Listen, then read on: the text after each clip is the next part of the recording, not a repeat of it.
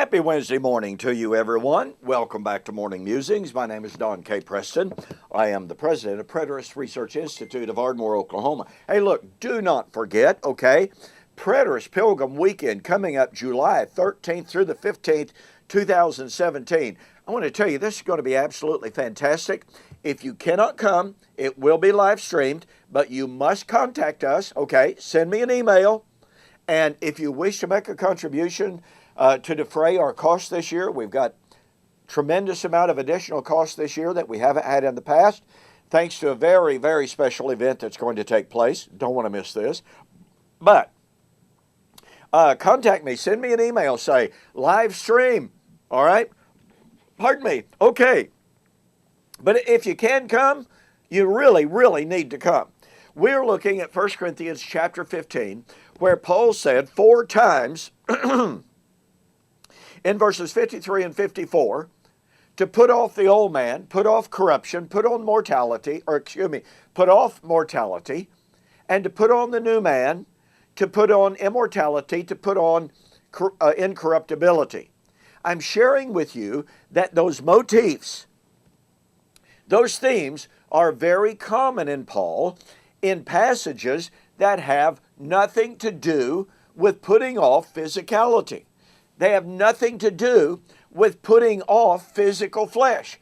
Hey, I just got to share this with you. I didn't get to bring this up in my recent debate with Dr. Hester, but in an earlier presentation, Dr. Hester condemned the New International Version of the Bible because it uses the word flesh and translates it as evil nature, sinful nature. And Dr. Hester condemned that, and he said, when Paul uses the word flesh, he means flesh. Amazingly, he was commenting on Romans chapter 8, and Paul says, those who are in the flesh cannot be pleasing to God.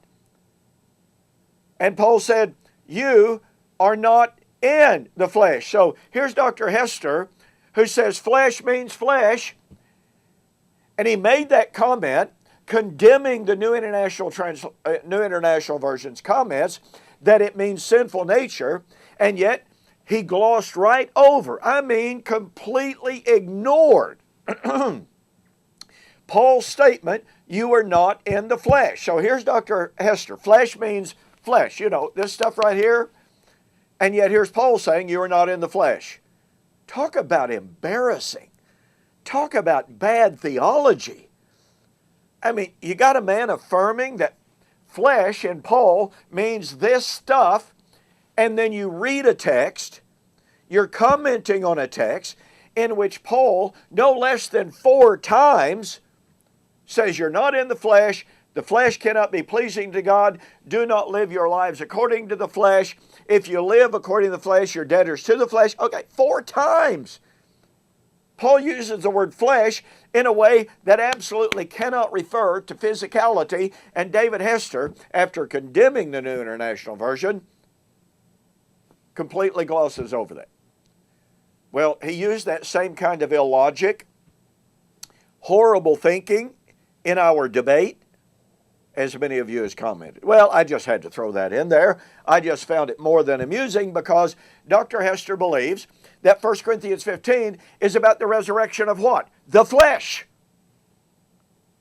Even though Paul says the flesh profits nothing. And if you're in the flesh, you can't be pleasing to God. Okay, here Paul says put off mortality. Put off incorruptibility.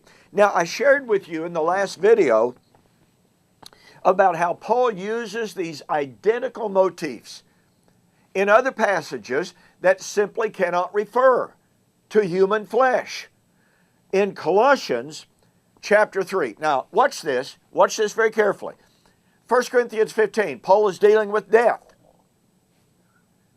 He's talking about resurrection, talking about putting off corruption, talking about mortality.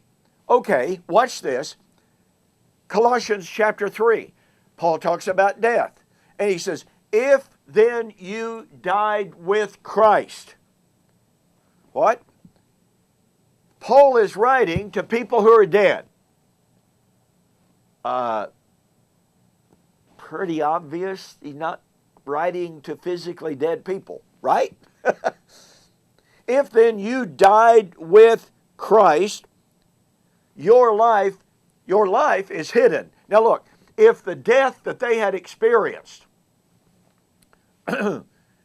is to be overcome, as it were, solved, resolved at the parousia, then that life, which is the counterpart of the death that they had experienced, is very clearly not biological death. You died. Your life is hidden. Your life will be revealed. Okay, watch this. Now he says, this is incredible. Therefore, verse 5, put to death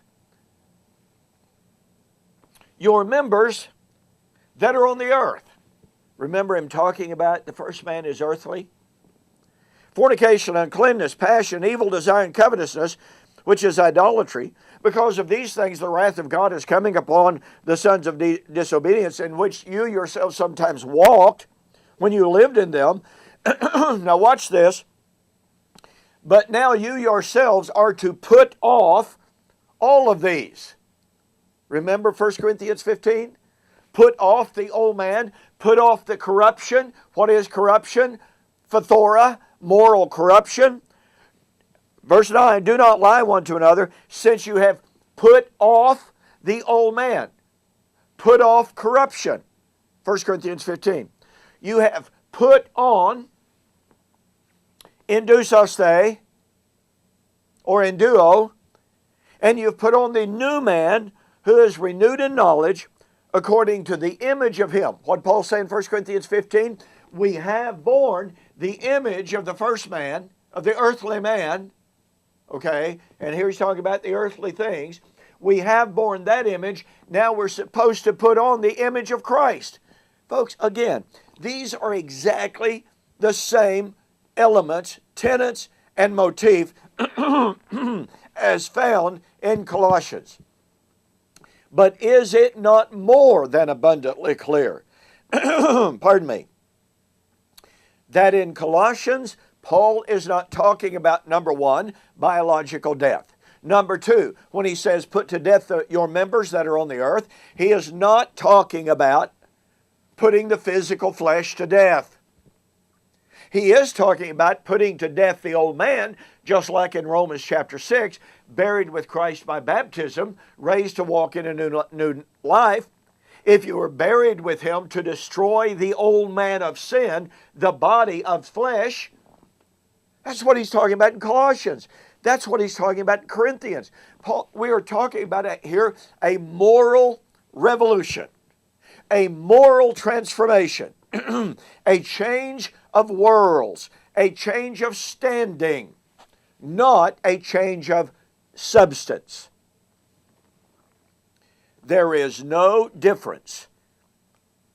There is no distinction between Paul's discussion of death, burial, resurrection, putting to death the old body, living eternally in Romans 6, Ephesians 4, putting off the old man that is corrupt, putting on the new man, which is created in righteousness and holiness, the death, the resurrection, the putting off of the old man, and the putting on of the image of Christ. There is no difference in any of these texts between 1 Corinthians 15.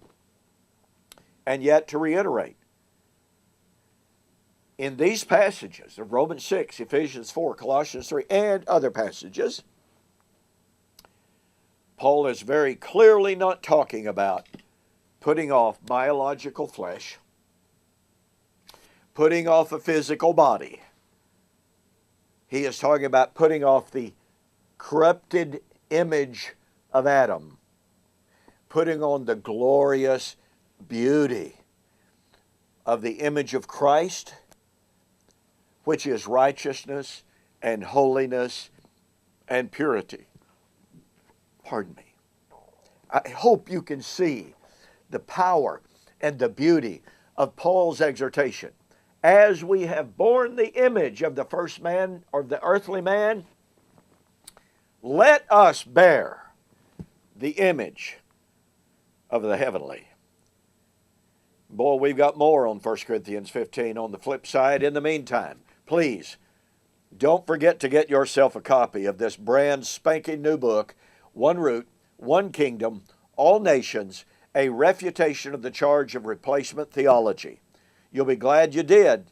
You won't see a book that will more thoroughly reject and refute dispensational charge of replacement theology, and that more powerfully glorifies the work of Christ in the church than this book. Contact me. Go to my website, donkpreston.com, bibleprophecy.com. Send me an email and say, Don, I want the book, and I'll instruct you how to order it. Special price, $19.95, postpaid. Regular price, $21.95 plus $4.95. Going to save serious money. Order your book today. In the meantime, we'll see you on the flip side.